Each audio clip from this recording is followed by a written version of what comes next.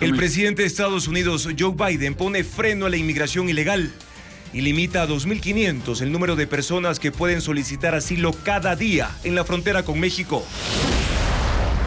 La Fiscalía pide la prisión preventiva para los 13 nuevos procesados en el caso Purga.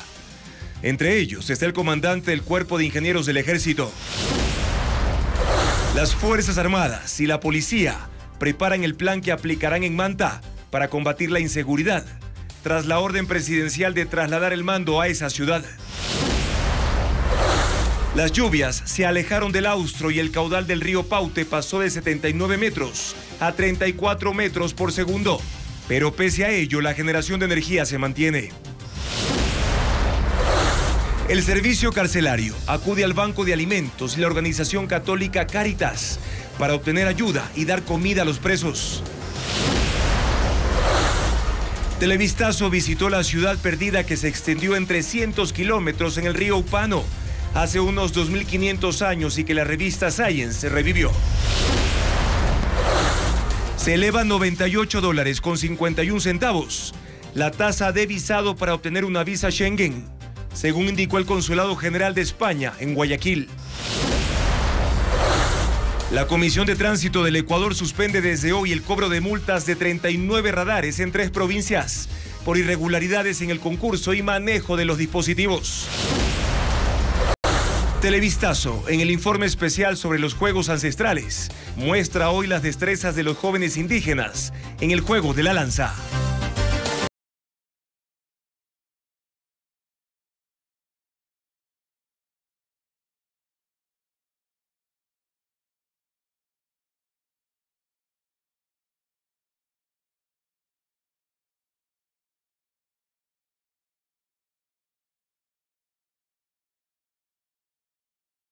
Buenas noches, bienvenidos a una nueva entrega informativa aquí en Televistazo Estelar. Comenzamos.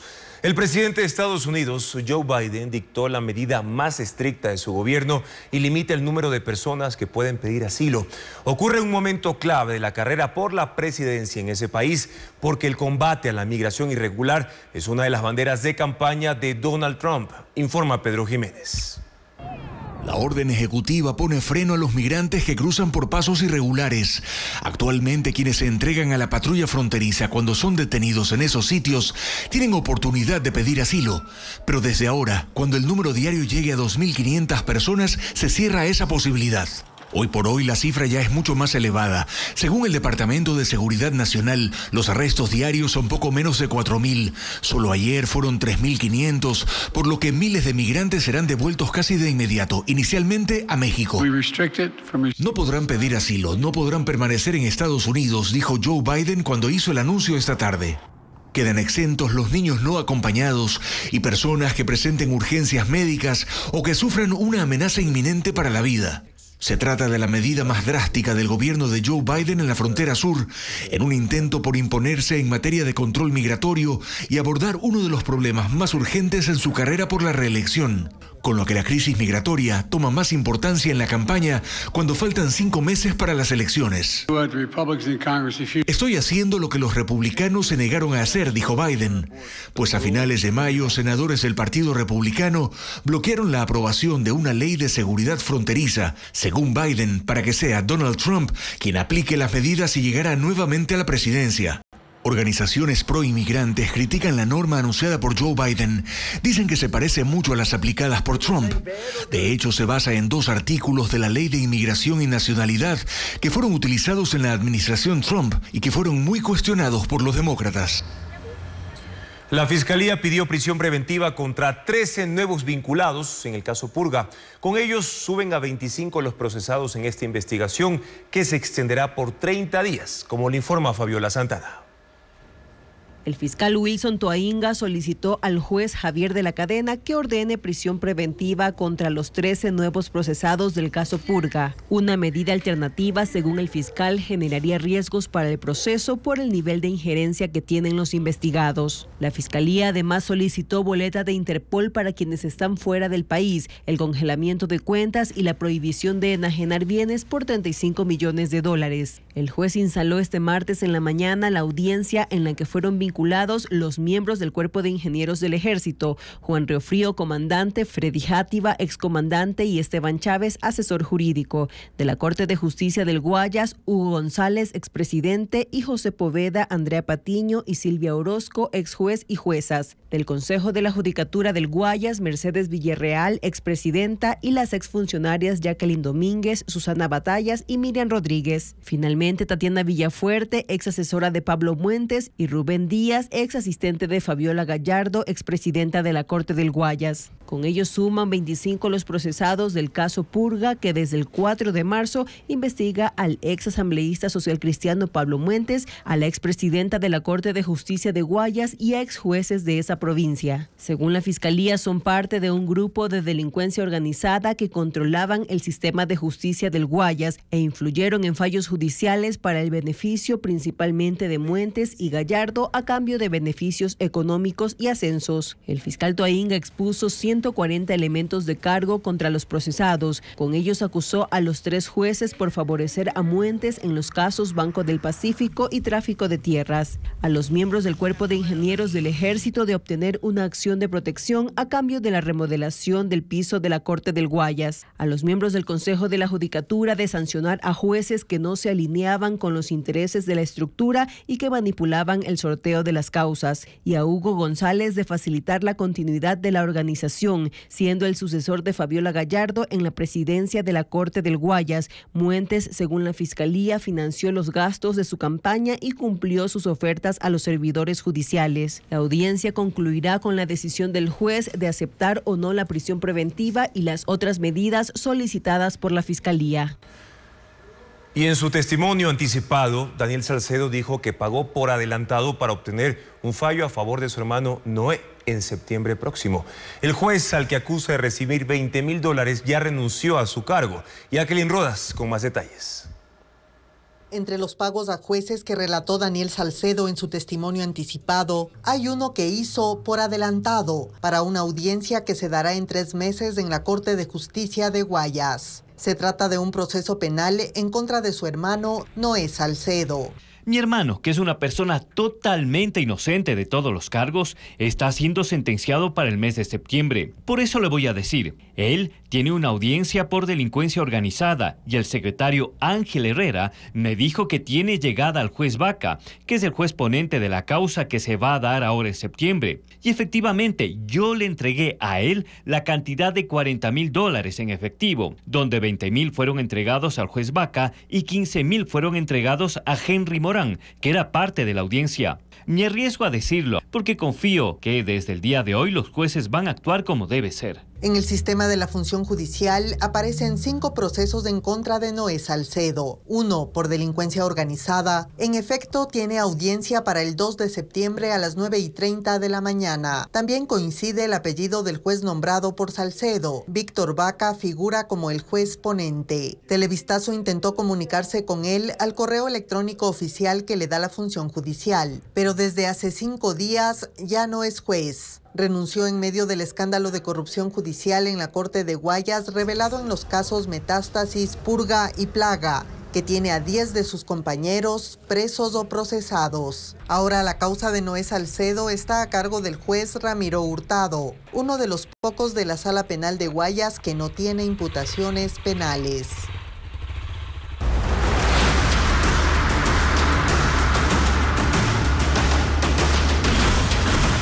Manabí, el frente de batalla.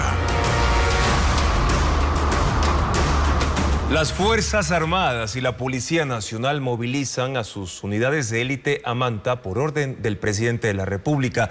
Las operaciones contra el crimen organizado se reforzarán desde esta semana, como lo informa Paul Romero. El gobierno decidió fortalecer las operaciones militares y policiales en Manabí ante el descontrol de la inseguridad. Por disposición del presidente Daniel Noboa, el mando militar y policial operará temporalmente desde Manta, nuevo frente de batalla contra el crimen. La cúpula policial se instalará desde el próximo jueves con las unidades de élite, GIR, GOE, GEMA, antinarcóticos e inteligencia.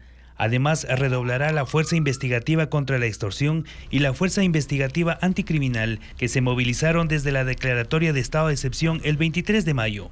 El objetivo es atacar y neutralizar a los cabecillas de las bandas criminales, los lobos y los choneros, que se disputan el negocio del narcotráfico en esta provincia. Según informes de inteligencia policial, los lobos, en alianza con una nueva banda, los Pepes, desplazaron del control de los negocios ilegales a los choneros, lo que desató una guerra de bandas e incrementó la violencia desde hace aproximadamente 3 meses. Este martes el mando militar se reunió para definir el plan de intervención y el traslado de las unidades de élite a Manabí, la 4ª provincia más grande del país. Se sumarán nuevos elementos a la Fuerza de Tarea Conjunta Manabí, creada el 5 de abril, y a la Brigada de Caballería número 3 de Portoviejo. Las direcciones de operaciones del Comando Conjunto, de Inteligencia, Logística, funcionarán en Manta desde esta semana. El bloque de seguridad opera en esta jurisdicción con más de 3.000 personas. La policía y las Fuerzas Armadas no dieron detalles del número de uniformados que reforzarán las distintas unidades. En septiembre de 2023, el Observatorio Ecuatoriano de Crimen Organizado publicó un informe en donde consideró a Manabí como nicho del narcoturismo y a la ciudad de Manta como el centro de negocios del crimen organizado. Mientras tanto, Manta sigue reportando muertes violentas. A pocas horas del traslado de la cúpula policial y militar a esa ciudad manabita, ocurrió un ataque armado que acabó con la vida de 3 personas. Según la autoridad, el hecho responde a una disputa entre bandas. Ocurrió el mismo día que el presidente Daniel Noboa dispuso el traslado de la cúpula policial y militar a Manta.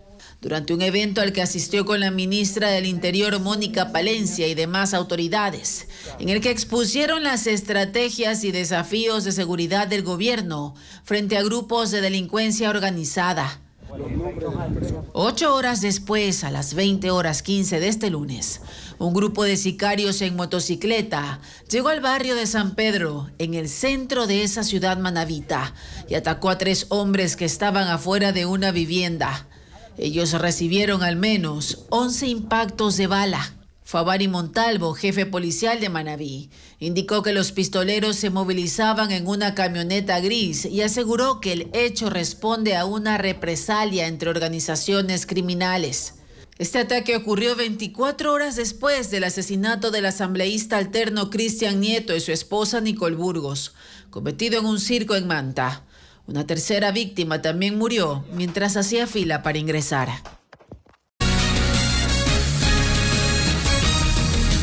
La escasez de lluvias en el Austro provoca que los caudales del río Paute empiecen a bajar. Las autoridades ya monitorean la situación para saber qué pasará en Mazar, embalse que aún no logra su nivel óptimo de funcionamiento. Francisco Garcés describe la situación actual.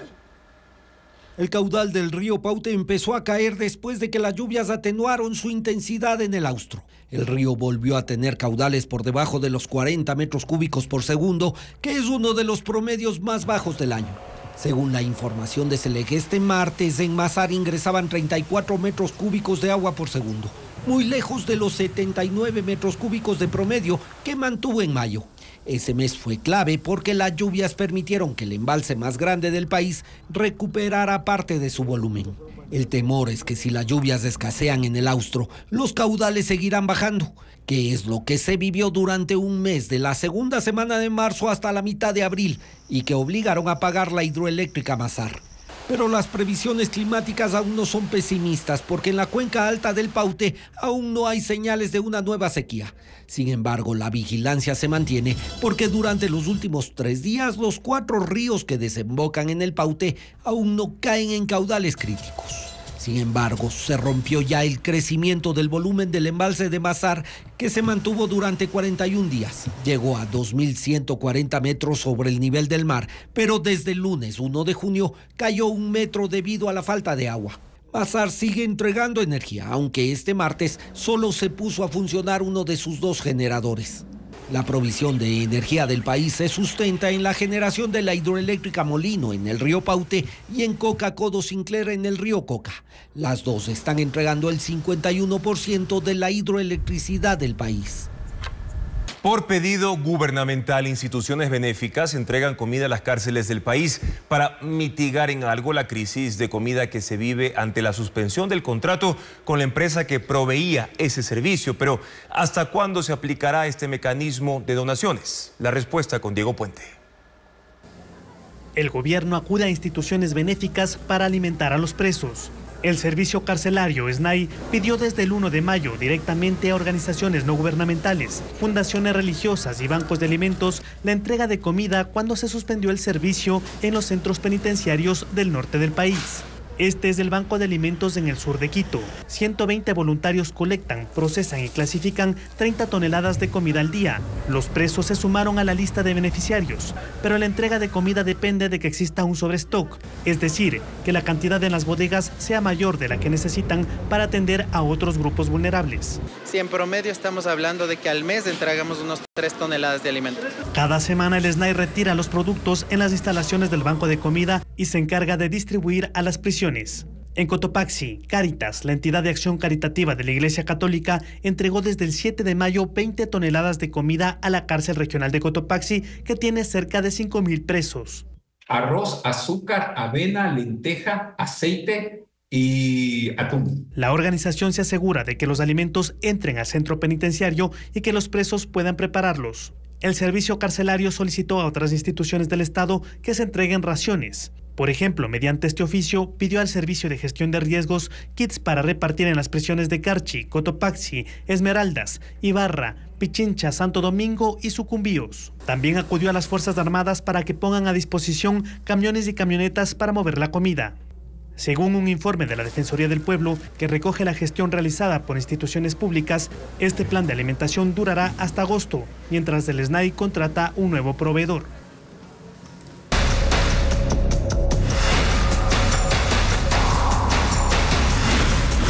FMI, receta de sentido común.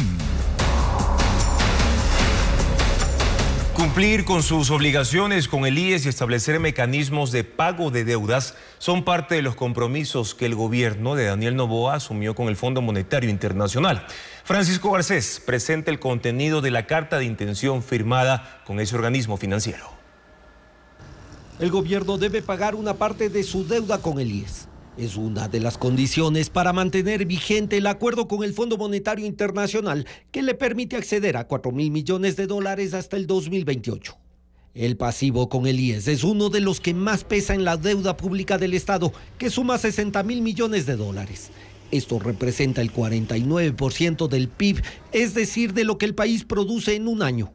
Con el FMI, el gobierno se ha comprometido a bajar ese porcentaje al 40%, que es el límite contemplado en la ley. En el acuerdo está previsto que se baje la deuda con el IES en el sector salud para jubilados y atención de enfermedades catastróficas, que suma 5.012 millones, y que para eso se sigan 2 pasos. Firmar con el IES un acuerdo de pago en octubre y en diciembre contratar una firma auditora que actualice el monto de la deuda. Esta no es la única obligación que el gobierno se compromete a ir saldando. Con el FMI se comprometió a presentar hasta finales de noviembre el plan para liquidar las deudas y evitar que se vuelvan a acumular. Y en enero debe indicar cómo lo hará. Una de esas deudas es con los gobiernos seccionales, que alcanza $1.369 millones. La otra es con los prestadores privados y es de $1.139 millones. La carta de intención firmada con el FMI no establece si en esos casos se firmarán acuerdos de pago o se emplearán otros mecanismos, pero consta el compromiso del gobierno de ir pagando esas obligaciones. Y el acuerdo con el Fondo Monetario Internacional contempla que Ecuador emita bonos soberanos por $7.500 millones entre los años 2025 y 2028. Pero primero se deben tomar acciones internas para generar una reducción del riesgo país a fin de que la tasa de interés sobre esa deuda sea manejable. Lenin Artier explica cómo influye ese indicador en los préstamos. Los mercados de capitales son los espacios a donde acuden países y empresas para negociar acciones, bonos y deudas a mediano y largo plazo. Es donde se consigue el financiamiento. En esos mercados, contar con el aval del Fondo Monetario Internacional constituye una garantía para los acreedores de que serán pagados. Ahora, el acuerdo que el Ecuador suscribió con el FMI contempla el regreso del país a esos mercados. Se debe recordar que desde el 2019, Ecuador quedó por fuera de esas instancias de financiamiento, entre otras razones por su elevado riesgo país. Pero el fondo, que reconoce la importante reducción de ese indicador que pasó de estar en 2.141 puntos en diciembre del 2023 a 1.288 de acuerdo al registro de este lunes, sostiene que Ecuador tiene perspectivas de recuperar el acceso a los mercados de capitales privados en un plazo y una escala que le permitan cumplir con sus obligaciones. El plazo, según el FMI, es el 2025. El acuerdo señala que Ecuador debería emitir ese año 1.500 millones de dólares en deuda externa y en 2026, 2027 y 2028 2.000 millones más cada año para llegar a un total de 7.500 millones de dólares. El problema es el interés que tendría que pagar el país por esas emisiones. Si Ecuador saliera hoy a buscar financiamiento en los mercados de capitales, tendría que pagar tasas de entre el 17 y el 18%, y eso es insostenible. Por ello, el fondo señala que Ecuador debe emprender reformas ambiciosas que apunten a la consolidación fiscal y macroeconómica. Esto para que la reducción del riesgo país se acelere en lo que resta del año y ya en 2025 se pueda reincorporar a los mercados de capitales con tasas de interés de un solo dígito. En Estados Unidos, la policía arrestó violentamente a una menor de edad y su madre en un parque de Nueva York. Personas que estaban en el lugar intervinieron en un intento por liberarlas. Organizaciones pro inmigrantes exigen una investigación del incidente. Nos informa Eliana Suárez.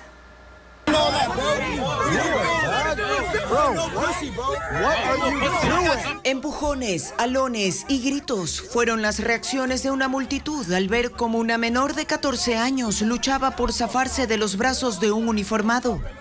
La joven y su madre fueron interceptadas por un grupo de agentes de parque y policías de Nueva York que realizaba un operativo en contra de vendedores sin licencia en Battery Park, en el extremo sur de Manhattan. El uniformado puso una esposa en la muñeca de la joven, que lloraba por soltarse. En el video la gente decía: ¿qué estás haciendo? ¡Déjala ir! Algunas personas la tomaron del brazo para alejarla de la gente. El oficial tropezó, cayó al suelo sobre la menor. Lucharon brevemente antes de que ella huyera.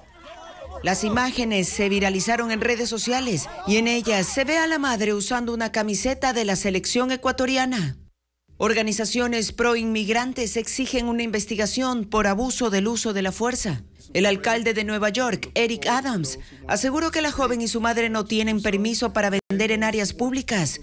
Es por eso que ya antes la madre de la menor fue multada por poner un puesto de frutas. Ella afirma que ha intentado durante meses conseguir una licencia. Se conoce que la adolescente fue más tarde a la comisaría para que le retiren la esposa del brazo. Llenó un informe y la dejaron en libertad. Y un gran incendio forestal en el condado de San Joaquín, California, ha consumido más de 6.000 hectáreas. Expertos aseguran que se debe a una ola de calor que afecta fuertemente el oeste de Estados Unidos. Los bomberos continúan combatiendo los incendios en el condado de San Joaquín, en California. El fuego, impulsado por ráfagas de viento, obligó a cerrar decenas de caminos. De acuerdo con los reportes, el fuego, cuyo origen se desconoce, empezó el fin de semana en la ciudad de Tracy, al este de San Francisco, donde unos 5.000 residentes fueron evacuados y hasta ahora 6.000 hectáreas han sido consumidas. 220 uniformados de 12 agencias luchan contra las llamas. 2 bomberos resultaron heridos. Si bien han controlado un 75% del fuego, los pronósticos advierten que 25 millones de estadounidenses en el oeste del país se verán afectados por un calor intenso. Para el viernes se esperan temperaturas de 42 grados, con vientos de hasta 72 kilómetros por hora, lo que hará más difícil la extinción de las llamas y amenaza con llevar el fuego a otras regiones. Un ataque con cohetes y drones de la guerrilla Hezbollah desde Líbano provoca incendios forestales en el norte de Israel. Desde la noche de lunes, el fuego se extendió en los cerros aledaños a la ciudad de Kiryat Shemona, que fue evacuada a tiempo, mientras que los bomberos desplegaron 30 brigadas en la región. 6 soldados que ayudaban en las tareas de salvamento y 5 civiles resultaron afectados por inhalación de humo. Algunas casas se quemaron y carreteras en la zona de Galilea fueron cerradas por precaución. La situación situación de emergencia se mantiene. Un juez español llama a declarar a la esposa del presidente Pedro Sánchez en calidad de imputada en un caso de tráfico de influencias y corrupción en negocios. La Fiscalía había solicitado el archivo de la causa, pero la Audiencia Provincial de Madrid avaló la investigación y el proceso sigue adelante. La comparecencia será el 5 de julio. Pedro Sánchez acusa a la derecha española de impulsar el juicio en un intento por perjudicarlo en las elecciones de renovación del Parlamento Europeo, que serán este domingo y en las que los españoles votarán para elegir a 61 eurodiputados. En Canadá fue captado un enorme tornado cerca de Edberg, una pequeña comunidad en Alberta.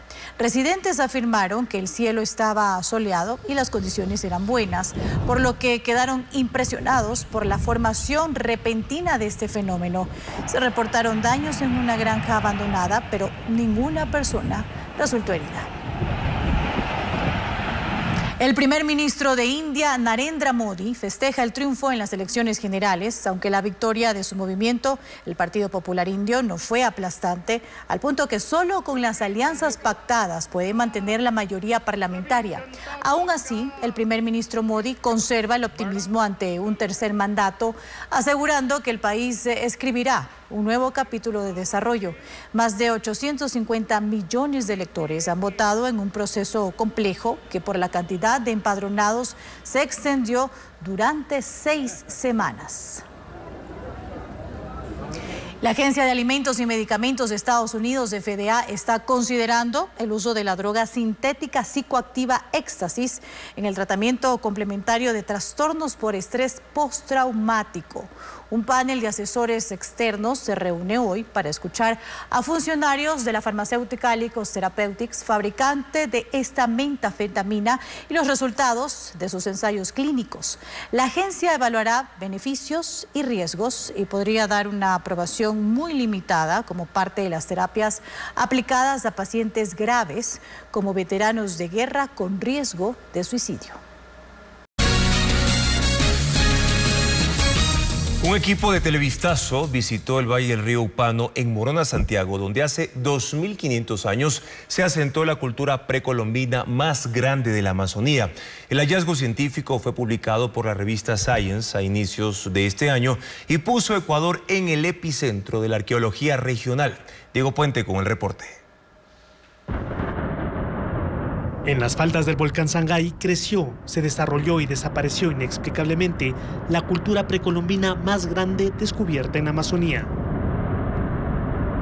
Se pensaba que esta región era un lugar inhóspito, con poblaciones pequeñas y nómadas. Esto hasta hace un año, cuando la revista Science publicó un estudio que confirmó que hace 2.500 años se asentó en el Valle del Río Upano, en Morona, Santiago, una población que puede ser considerada ancestral en Ecuador. Su territorio se extendió desde Ampuyalto hasta lo que hoy se conoce como Macas y ocupaba 300 kilómetros cuadrados, un área 6 veces mayor a Quito. Allí hubo casas, caminos, centros ceremoniales y tolas. La publicación de Science puso a Ecuador en el centro de la arqueología regional. No partió de cero. En ella se incluyen trabajos anteriores, por ejemplo, las conclusiones del estudio hecho por arqueólogos en 2015 que utilizaron la tecnología LiDAR. Desde avionetas y usando escáneres se descubrieron estructuras por debajo de la espesa vegetación del oriente. Se vieron patrones que se repetían en zonas elevadas.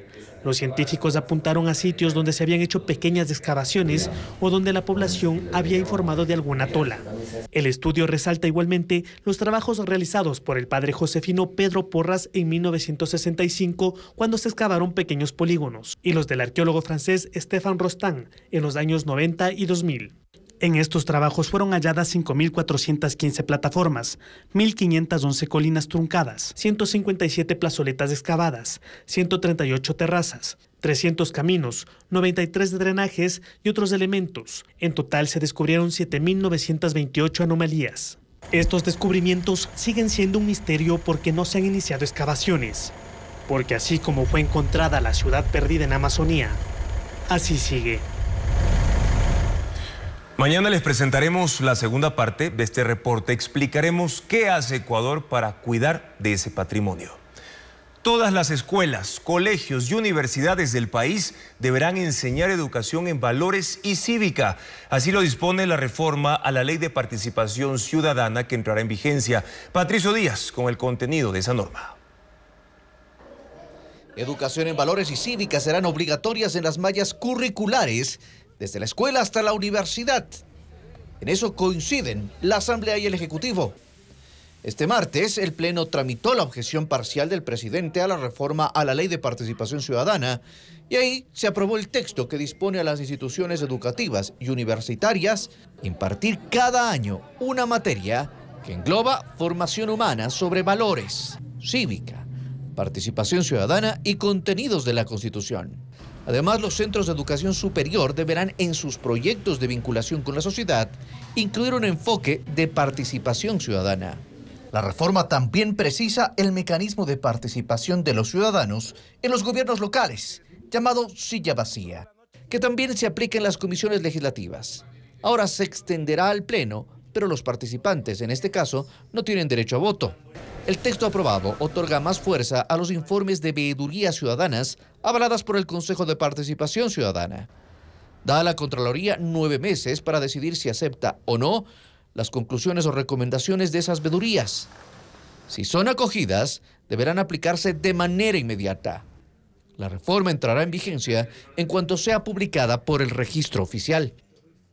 En la Casa de la Cultura Núcleo Chimborazo se inauguró una exposición sobre la historia del ferrocarril en Ecuador, y en Guayaquil llega al Teatro Zona Escena una obra inspirada en los textos del autor mexicano Juan Rulfo. Estefanía Arias con más de la agenda cultural. Reduciendo velocidad lateral. Salyut 7, Héroes en el Espacio. Es la película que abrirá este miércoles 5 la jornada de cine ruso en la Cinemateca de la Casa de la Cultura en Quito. La proyección será a las 17 horas. Los otros 4 filmes serán Al combate solo van los veteranos y Stalker el jueves 6, La gran ofensiva el viernes 7 y el sábado 8, Iván Vasilyevich cambia de profesión. La entrada es libre. Vagones, rieles y estaciones de ferrocarril, piezas que forman parte de locomotoras históricas del Ecuador. Una exposición itinerante de 12 cuadros y 16 maquetas a escala del artista Emilio Condo, que se inauguró en la sala Osvaldo Muñoz Mariño de la Casa de la Cultura Núcleo Chimborazo. La muestra gratuita estará abierta hasta el 14 de junio, de 8 de la mañana a 5 de la tarde. ¿Por qué ese recordar intenso de tantas cosas? Llegará al Teatro Zona Escena en Guayaquil, una obra inspirada en los textos del autor mexicano Juan Rulfo. La historia llevará al público a un viaje poético por los problemas profundos de América Latina, dirigida por Itzel Cuevas y Diana Pacheco. Las funciones serán este viernes 7 y sábado 8 a las 7:30 de la noche. Las Fuerzas Armadas ejecutaron una nueva intervención en la cárcel de Sucumbíos, frontera con Colombia. El Comando de Ciberdefensa detectó una red de internet que funcionaba sin restricción en ese centro penitenciario. Paul Romero con el informe. Las sorpresas en las cárceles no cesan. En la de Sucumbíos, los presos tenían acceso a internet y a otros equipos tecnológicos. Este lunes, el Grupo Táctico del Comando de Ciberdefensa de las Fuerzas Armadas detectó que la red de datos del SNAI era utilizada por los presos sin restricción. Según el parte militar, en 3 equipos inalámbricos se distribuía el servicio de internet en el interior del centro penitenciario. En el área del economato se encontró un celular virtual instalado en una computadora que no permite ser rastreado, por donde los presos obtenían códigos internacionales para ordenar, según las Fuerzas Armadas, extorsiones y secuestros, entre otros delitos. En el policlínico se detectó otro equipo informático con un navegador diseñado para eludir controles y coordinar actividades ilícitas como tráfico de armas, drogas, con bandas delincuenciales de la frontera norte entre Sucumbíos y Putumayo, según el bloque de seguridad. Esta es la 4ª intervención militar en la cárcel de Sucumbíos este año. Antes no fueron descubiertas las redes de comunicación en este centro penitenciario porque no se utilizaron los equipos de ciberdefensa para detectarlas. La cárcel de Sucumbíos es una de las 16 que está bajo control del SNAI y las Fuerzas Armadas se limitaban a detectar armas, municiones y explosivos en las afueras del centro penitenciario. Más de 20 fundaciones ficticias detectó el Ministerio de Inclusión Económica y Social. Carla Algado explica que se habrían constituido para obtener recursos del Estado con aparentes proyectos sociales. El Ministerio de Inclusión Económica y Social suscribió convenios con al menos 27 fundaciones fantasmas. Zaira Rovira, ministra de esta cartera de Estado, dio la información y puso esta mañana una denuncia en la Fiscalía. Son fundaciones de papel, que en la mayoría de casos no tienen ni un año de constituidas y a las que el MIES entregó más de 4 millones de dólares. A constituirse en el propio MIES una serie de fundaciones que son a las que luego les entregan este dinero con la suscripción, ni siquiera de un convenio, sino de una carta de intención. ¿Qué quiere decir esto? Que claro, con carta de intención se puede pagar, luego iban a mediación y arreglado el problema. En la denuncia por peculado y tráfico de influencias, la ministra pide a la Fiscalía investigar a funcionarios desde 2021 hasta la actual administración. Que hasta el 2021 existía un acuerdo ministerial en el que se exigía por lo menos un año de constitución. Estas fundaciones, que estaban constituidas en provincias, entre ellas Esmeraldas, Guayas y Pichincha, ofrecían servicios de cuidado a adultos mayores, servicios a personas discapacitadas, casas de acogida. Estas asistencias nunca se efectuaron y tampoco contaron con supervisión ni auditoría de esa cartera de Estado. El Ministerio de Inclusión Económica y Social trabaja con 1.400 cooperantes, entre ellos fundaciones y gobiernos autónomos descentralizados, a los que entrega 150 millones de dólares al año. La Comisión de Tránsito del Ecuador suspendió las multas que detectan 39 radares en 3 provincias. La medida se aplica luego de que el gobierno y un asambleísta denunciaron irregularidades en el manejo de esos dispositivos. Informa Diego Cuenca. El gobierno anunció que encontró irregularidades en el manejo de 480 radares en las carreteras de 12 provincias. Los consorcios que administran esos aparatos son Serviecu y Ecutransit, a quienes el asambleísta oficialista Adrián Castro denunció públicamente ese martes. Aseguró que hubo ilegalidades en el concurso de adjudicación. Un proceso millonario que puede dejar una utilidad anual de más de $1.000 millones. A 12 años, estamos hablando de más de 12.000 millones de dólares. 2 consorcios privados que se distribuyen y se dividen el país por provincias y se reparten 240 radares para el un lado y 240 radares hacia el otro lado. La licitación la hizo la Comisión de Tránsito del Ecuador, CTE, entre mayo y junio del año pasado. Y según el legislador, la Secretaría de Alianzas Público-Privadas no conoció de ese proceso de contratación. Tampoco socializaron con los municipios. Y para que tengan una idea, 3 de los equipos que están ya funcionando 4 meses en la provincia del Oro han generado ya más de $1,5 millones, de los cuales el 55% que queda para la CTE y el 45% queda para el consorcio privado. De eso, ya más de $500 millones ha ido para uno de los consorcios privados. Parte de esos radares funcionan en Los Ríos, El Oro y Cañar, jurisdicción de la CTE. La actual administración anunció en un comunicado que desde este martes suspendieron las multas de tránsito de 39 radares en esas 3 provincias. El secretario general de Integridad Pública de la Presidencia solicitó a la Contraloría realizar un examen especial para determinar a los responsables. Además, pidió a la Procuraduría aplicar las acciones judiciales necesarias. Hasta el cierre de este reporte, ni Serviecu ni Ecutransit se han pronunciado públicamente sobre estas acusaciones. El Grupo Parlamentario de las Mujeres, liderado por el correísmo, propone que el Pleno de la Asamblea Nacional exhorte a Daniel Noboa a que respete la sucesión presidencial si pide licencia por la campaña. El oficialismo rechazó esas intenciones y señala un posible acuerdo entre la Revolución Ciudadana y la vicepresidenta de la República, Verónica Abad. Patricio Díaz con las reacciones. El correísmo pedirá al Pleno de la Asamblea respaldo a la sucesión presidencial en favor de la vicepresidenta Verónica Abad. Lo propuso la legisladora Paola Cabezas al Grupo Parlamentario por los Derechos de la Mujer, donde la Revolución Ciudadana tiene mayoría. Sin embargo, tuvo además el apoyo de Pachacutic y la asambleísta independiente Sofía Sánchez. La presidenta de este grupo pedirá un cambio del orden del día en la sesión del Pleno del próximo jueves para exhortar al presidente de la República que respete la sucesión constitucional si pide licencia para campaña por la reelección. En el correísmo niegan que esto implique un acuerdo con Abad. No, el día que la señora Abad sea correísta yo me desafilio, definitivamente, porque yo no podría en mi partido político comulgar con una persona que tiene los criterios políticos de la señora Abad. La vicepresidenta niega igualmente un acuerdo. Aunque su respuesta no fue precisa, así daría indulto al expresidente Correa en el caso de ser presidenta durante la campaña electoral. No tengo que contemplar algo si ya hay algo sentenciado por una justicia. Lo que tenemos que ver si esa justicia actuó bien o actuó mal. En el oficialismo no les creen. Para ellos hay algo más en el interés que tiene el correísmo en que el Pleno apoye a Abad en la sucesión presidencial. Que cierta oposición que nuevamente desnaturaliza sus causas en la lucha contra la corrupción y la impunidad, ahora quieran a través de artimañas llevar al poder a una persona que les dé paso y les dé carta abierta para aquello.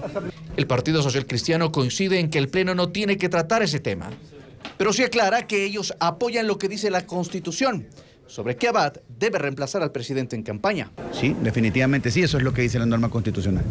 Para el cambio del orden del día, el correísmo necesita 70 votos. Verónica Abad asegura que asumirá la presidencia de Ecuador mientras tanto. En otra entrevista en Contacto Directo esta mañana, adelantó que su gobierno será diferente al de Daniel Noboa, a quien acusa de no haber cumplido con el plan que presentó en la campaña. Luisa María Heredia, con un resumen de sus declaraciones. Verónica Abad está segura. Dice que asumirá la presidencia de Ecuador pese a la consulta jurídica que hizo el gobierno a la Procuraduría, entidad que a su vez preguntó al Consejo Nacional Electoral, a la Corte Constitucional y hasta la Asamblea. Y también al esfuerzo que hacen los representantes del Ejecutivo para posicionar la idea de que existen vías legales que permiten evitar que ella reemplace a Daniel Noboa cuando tome licencia para la campaña por la reelección. No existe varios caminos. El único camino es el orden constitucional que ella la señala. Y es lo que se tiene que acatar. Pero de concretarse la sucesión, ¿qué hará durante los casi 2 meses que le tocará gobernar si en las elecciones de 2025 hay una segunda vuelta? Pues el viceministro de Gobernabilidad, Esteban Torres, advirtió públicamente que su gestión tendrá como única meta mandar abajo todo lo hecho por Noboa. Dice que voy a borrar todas las victorias. Yo me pregunto, ¿cuáles son las victorias que han tenido? Por favor, el pueblo ecuatoriano puede responder a eso. Abad deja claro que su administración será distinta a la de su binomio, a quien acusa de no haber cumplido con el plan de gobierno que presentó en campaña. Habla entre líneas de revertir el incremento del IVA del 12 al 15% y de la eliminación de subsidios que Noboa tiene prevista. Soy clara en ratificar de que nuestro programa no tenía la subida de los impuestos como es el IVA, no tenía el quitar los subsidios en este momento para el pueblo ecuatoriano, un pueblo muy dolido en su bolsillo y económicamente. La vicepresidenta asegura estar capacitada para manejar el país. Afirma que pese a la distancia, pues está radicada en Israel cumpliendo funciones de embajadora, mantiene contacto con la ciudadanía y reconoce que no ha logrado hacer nada por la paz en Medio Oriente, misión que le encomendó Noboa. En una guerra milenaria es complicado que hasta este momento pues los países que deberían estar en el interés de eso no han podido llegar todavía a un acuerdo. En Tel Aviv, Verónica Abad se dedica a asistir a reuniones con representantes de organismos y otros embajadores, a los que invita a la reflexión, tratando de cumplir así su misión. La Asamblea Nacional retoma este jueves el proyecto de ley de seguridad digital que busca establecer sistemas y subsistemas que abarquen la actividad en el ciberespacio para combatir delitos cometidos en Internet. Lenín Artieda, con más detalles de esa iniciativa. El proyecto de ley orgánica de seguridad digital establece y regula un sistema nacional que tendría 4 subsistemas: ciberseguridad, ciberdefensa, ciberinteligencia y ciberdiplomacia, que no es otra cosa que la aplicación del derecho internacional en esta materia. La ley es de aplicación para todas las personas naturales y jurídicas de derecho público y privado, así como los organismos del sector público que realizan actividades en el ciberespacio, es decir, para todos. Y busca establecer procedimientos para identificar y gestionar amenazas y riesgos digitales a nivel nacional, así como proveer al Estado la capacidad de prevenir, organizar y coordinar la respuesta ante dichas amenazas. Es un proyecto de 90 artículos y 15 disposiciones que entre sus aspectos más novedosos aspira a garantizar el acceso a la información verificada para determinar la verdad de los hechos. Sin embargo, no especifica cuál es el parámetro con el que se determinará aquello que se debe entender como verdad. Busca además alcanzar la verificación de la identidad digital de todo remitente de una comunicación y al mismo tiempo la confidencialidad de los datos personales. El proyecto también establece el concepto de soberanía digital para que el Estado tenga la autoridad y la autonomía de ejercer control sobre el entorno digital en beneficio, se dice, de la seguridad integral. Se dispone la creación de un Sistema Nacional de Seguridad Digital que estará regentado por el Ministerio del Interior y compuesto además por el Ministerio de Defensa, el Centro de Inteligencia Estratégica, los Ministerios de Relaciones Exteriores y Telecomunicaciones, Fuerzas Armadas y la Policía Nacional. Entre todos, deberán expedir un plan nacional y una estrategia de seguridad digital que, entre otras cosas, norme la actividad de más de 1.300 empresas de seguridad digital que registran a más de 180.000 personas como guardias de seguridad digital. El proyecto destaca que el número de personas dedicadas a esta actividad supera los efectivos de Fuerzas Armadas y Policía Nacional en conjunto. Tras la eliminación de 3 postulantes para el concurso de defensor público, 2 de los más opcionados restantes tienen relación con el correísmo. Una fue asesora del Ministerio de Justicia y miembro del movimiento Alianza País, y el otro ocupó el cargo de subsecretario de Rehabilitación Social. Luisa Mayra Heredia con más información.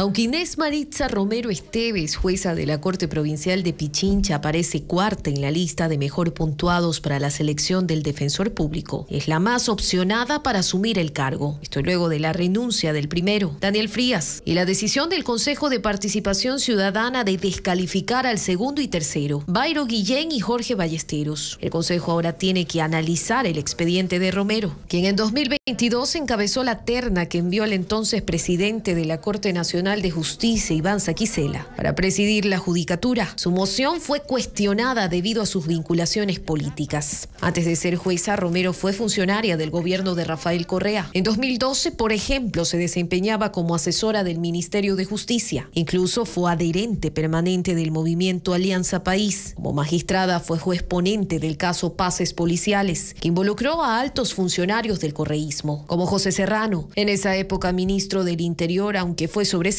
porque la Fiscalía no lo acusó. Pero en esa audiencia de juzgamiento, Romero reconoció ser militante del correísmo. La postulante es también quien en 2022 grabó una conversación entre Maribel Barreno y Juan José Morillo, y un juez para influir en la acción de protección que presentó Guadalupe Llori, expresidenta de la Asamblea, para evitar ser destituida. La grabación llegó primero a manos de su sucesor, Virgilio Saquicela, en lugar de a la Fiscalía. Después de Romero, en la lista de mejor puntuados está Wilson Guillermo Ortega Caicedo, quien es juez del Tribunal Contencioso Electoral, por lo que un informe jurídico del Consejo de Participación Ciudadana recomienda que también sea descalificado. El sexto, en cambio, es Ricardo Vladimir Morales Vela, otro candidato relacionado con el correísmo. Fue subsecretario de Rehabilitación en el Ministerio de Justicia durante el gobierno de Correa. El Consejo de Participación Ciudadana deberá determinar en manos de quién quedará la Defensoría Pública.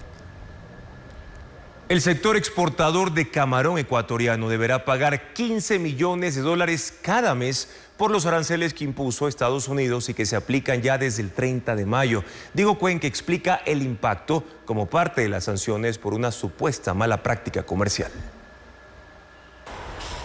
El Departamento de Comercio de Estados Unidos puso en vigencia el documento que fija el arancel que la industria camaronera ecuatoriana debe pagar para que su producto ingrese a ese país. Desde ese mes, los exportadores deben cancelar una tasa de hasta 10.58% como parte de las sanciones por los derechos antidumping, porque están acusados de vender camarón a un precio menor que en los mercados locales. La Cámara Nacional de Acuacultura no tiene cálculos de cómo impactará la medida a cada exportador, pero sí el impacto económico total son $15 millones mensuales. Se toma en consideración que también existe un arancel por supuestos subsidios que está todavía en proceso de investigación. Aunque esta sanción es preliminar, pone en riesgo competitividad de las exportaciones del camarón ecuatoriano frente a otros países de Asia. Hoy India e Indonesia tienen aranceles más bajos, ¿no?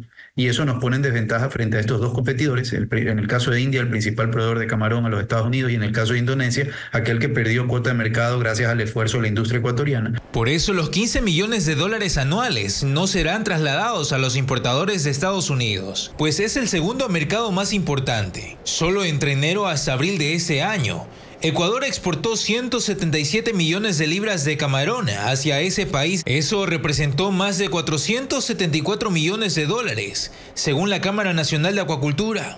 Por ahora, los camaroneros apelaron a esa acusación y el fallo final se resolverá el próximo 15 de octubre en la Corte de Comercio Internacional de Estados Unidos. El Instituto Nacional de Meteorología emitió una alerta de alto nivel de radiación en 7 provincias, mientras que el Consulado General de España en Guayaquil informó que tramitar una visa Schengen será más caro desde el 11 de junio. Vanessa Robles con más servicios ciudadanos.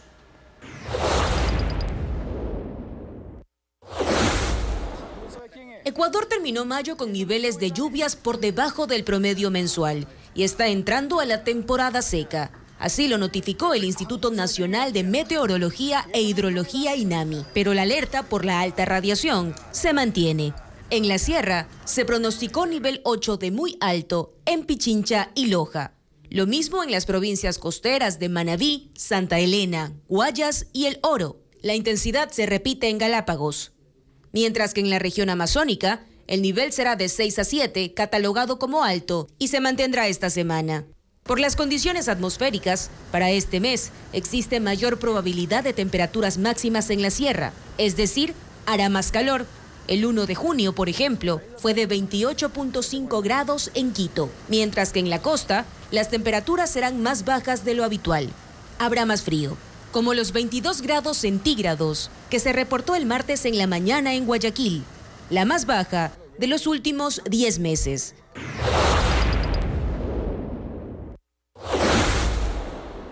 El Consulado General de España en Guayaquil informó que desde el 11 de junio incrementará a $10.94 al valor en la tasa de visado Schengen, pasando a costar $98.51.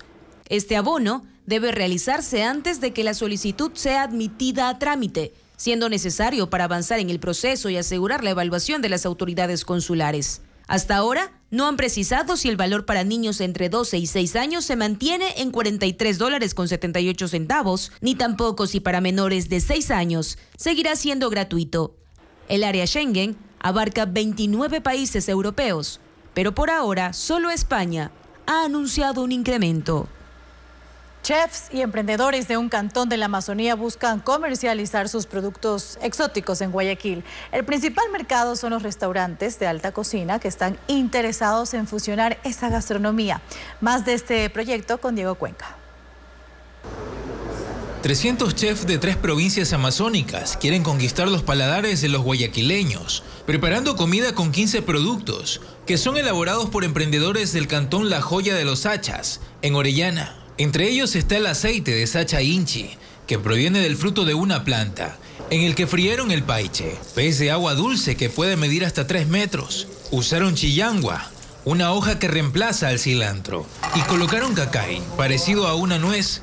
El resultado final fue un paiche encostrado, adornado por palmito con vino de Jamaica y una salsa de yuca.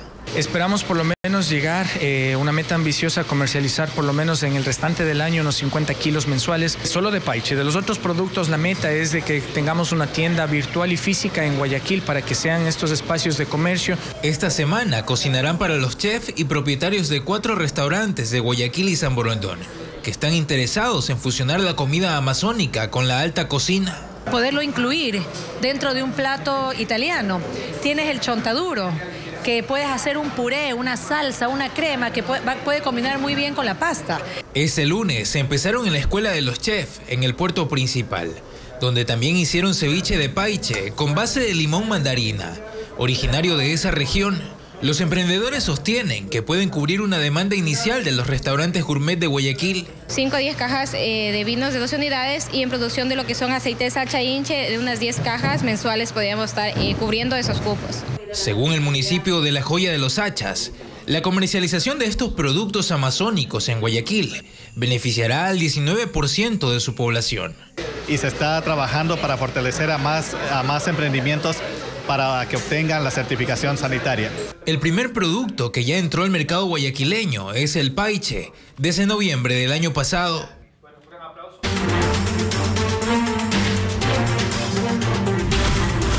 Tradición, juegos que sobreviven. En la cultura ancestral quichua, el uso de la lanza para la caza es una actividad que va desapareciendo. Sin embargo, en comunidades amazónicas como Zahuata, en Napo, las nuevas generaciones están obligadas a practicar el tiro de lanza como deporte. Hernán Higuera recorrió esa zona. A 5 horas de Quito está la comunidad Shuar Zahuata, en la provincia de Napo, en la Amazonía. Sus habitantes han usado ancestralmente la lanza para cazar, pero con la globalización esa arma es cada vez menos utilizada. Está hecha de pambil, una madera liviana y a la vez dura. Elaborarla toma su tiempo. Y hoy sirve a sus 3.500 pobladores para hacer actividad física, deporte, competencia.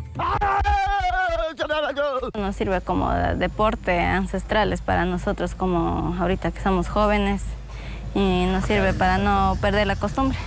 Bien.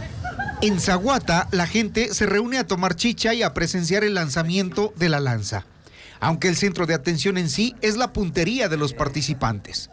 Para ello colocan un tronco de árbol de plátano. Es el blanco al que hay que atravesar. El lanceo se hace a unos 10 metros de distancia, con impulso, equilibrio y fuerza. Algunos usan lanzas pesadas y largas. Las cortas y livianas son para lanzamientos a distancia. Para los comuneros de mayor edad, la caza es un ritual para el que deben prepararse siempre y nunca dejar de agradecer a la selva. Que logré la alegría que ya tengo, la presa que necesitaba. Los comuneros dicen que hombres y mujeres mayores de edad entrenan constantemente para no perder el tiro afinado. Lo toman deportivamente, pero están preparados para todo, porque por ejemplo ya han sido intimidados por grupos de minería ilegal de Yutsupino que acechan cerca a su territorio. Esta práctica en cualquier momento les puede servir como mecanismo de defensa. Pueden decir una arma, ¿no? Puede ser también es una arma de defensa también usamos.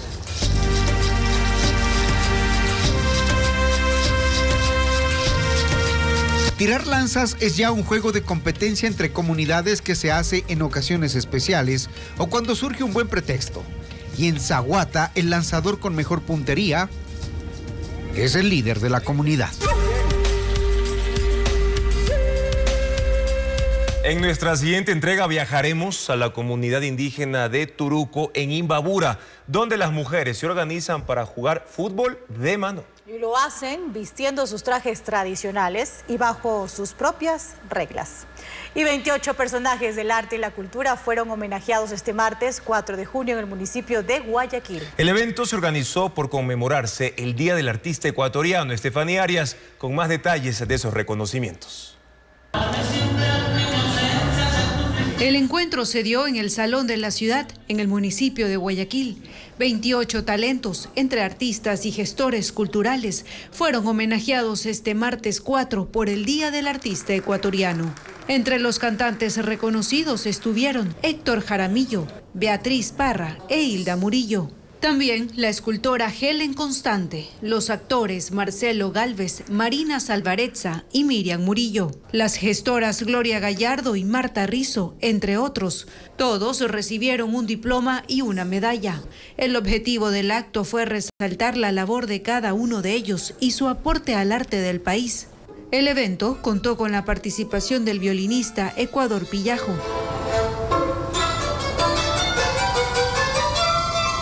las cantantes Emma Vázquez y Lía Salazar, además de la actuación del grupo de danza Reminiscencia.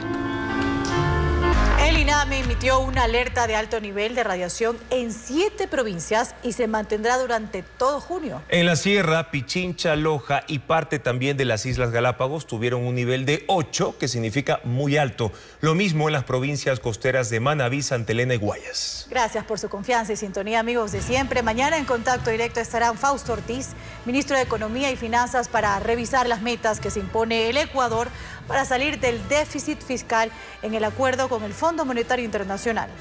También Joaquín Hernández, filósofo y escritor, para hablar sobre el fracaso de la filosofía de la liberación.